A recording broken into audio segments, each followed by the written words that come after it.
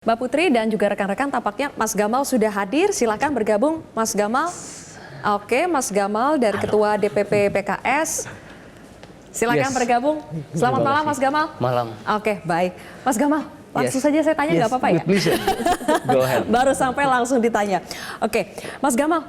Tadi kita sudah putarkan pernyataan Bu Mega. Saya rasa Mas Gamal juga pasti sudah mendengar soal bagaimana Bu Mega menyinggung baru berkuasa tapi sudah mau bertindak seperti Orde Baru. Apakah dari Koalisi Perubahan mengamini pernyataan Bu Mega tersebut bahwa indikasi cara-cara Orde Baru terjadi hari ini? Iya, pertama saya ingin melihat bagaimana kita mungkin bisa belajar dari salah satu catatan kritis Kontras ya, yang menyampaikan 6 poin yang saya pikir itu menggambarkan kegelisahan masyarakat hari ini. Mulai dari pertama penempatan PJ di masing-masing kepala daerah ya, yang dipertanyakan akuntabilitas dan transparansinya. Lalu kedua juga bagaimana putusan MK kemarin yang sudah diputuskan oleh MK bahwa itu memiliki catatan moral yang besar gitu. Lalu ketiga terkait netralitas Polri. Ada laporan yang kita dengar dari berbagai media, indikasi oknum yang itu terlibat dalam pemasangan baliho misalkan APK. Lalu keempat, dan ini disampaikan oleh Kontras ya, yang tidak kalah penting adalah terkait dengan netralitas TNI yang itu direpresentasikan oleh dua hal ya, mungkin pemilihan Panglima TNI yang baru.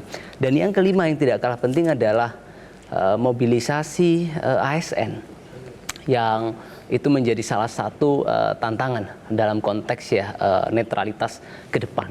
Jadi ada 6 catatan yang disampaikan termasuk juga BIN ya. Dan saya pikir kemarin lusa contohnya saya bertemu salah satu warga di dapil saya di Malang Raya, Pak Rusa namanya, dari RW 14 Cau Jajar. Dia pun menyampaikan kegelisahannya begitu tentang bagaimana putusan MK.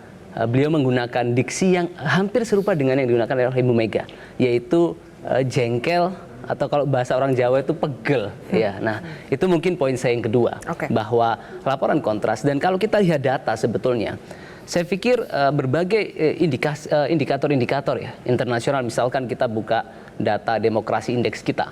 2020 kemarin paling buruk dalam 14 tahun terakhir. Bahkan sekarang pun kita di bawah Malaysia, Filipina, Timor Leste ya. Bahkan kalau kita lihat indeks persepsi demokrasi pun hasilnya cukup tidak memuaskan begitu.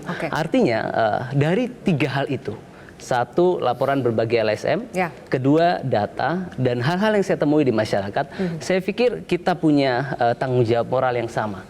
Dan bagi saya, pemilu ini soal kedaulatan kita untuk memilih siapa pemimpin yang menghendaki kita. Sehingga setiap upaya melakukan kecurangan itu adalah menginjak-injak kedaulatan kita bersama. Dan my last point ya, dalam konteks ini, saya sebagai anak muda sebetulnya berharap ya generasi-generasi senior ya itu bisa memberikan teladan kepada kami. Karena tugas kita bukan sekedar memenangkan kontestasi politik, tapi lebih jauh dari itu. Menginspirasi generasi muda untuk berpolitik dengan santun, bijak, dan berkarakter. Dan kalau teman-teman merasa bahwa demokrasi kita baik-baik saja, berikan saja 1-2 angka kepada saya untuk meyakinkan kita semua. Mas Uki. Jelajahi cara baru mendapatkan informasi. Download Metro TV Extend sekarang.